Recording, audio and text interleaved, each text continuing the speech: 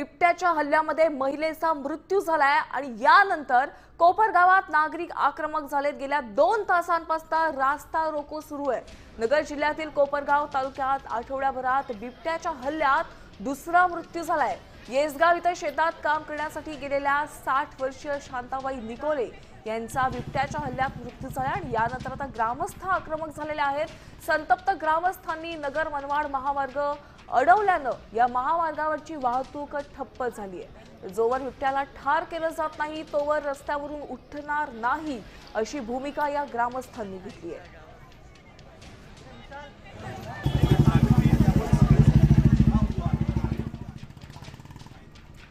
तर सध्या इथल्या स्थितीचा आढावा घेतला आमचे प्रतिनिधी सचिन बनसोडे यांनी।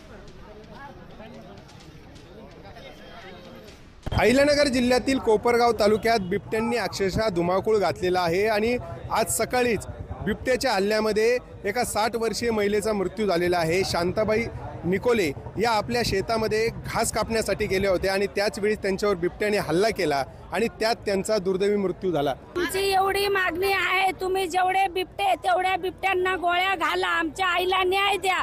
आज आमच्या आईला धरलं, उद्या आमचे लहान लेकरं शाळेत जात्या, त्याच्यानंतर आमचे जनावर आहे, आमच्या महिला रानात काम करत्या। पूर्ण महिला आज रानातून वापस आल्या आणि नॅशनल हायवेवर आंदोलन केला। पुन्हा अधिकार म्हणते आहे का तुम्ही नॅशनल हायवेवर तुम्हाला अधिकार नाहीये का तुम्ही आंदोलन करा। अहो तुमचा रोड नॅशनल आहे, आमची महिला नॅशनल नव्हती का? आमच्या महिलाला न्याय पाहिजे, आम्हाला याच्या उपर काही नाही।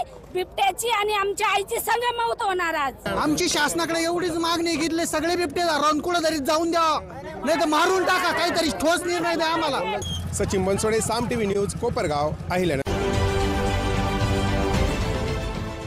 देश विदेशातील प्रत्येक घडामोडींचे लाईव्ह अपडेट मिळवण्यासाठी आता साम टीव्हीच्या सर्व सोशल मीडिया प्लॅटफॉर्मला लाईक, फॉलो आणि सबस्क्राईब करा। तसंच सर्व नोटिफिकेशनसाठी बेल आयकॉन प्रेस करायला विसरू नका।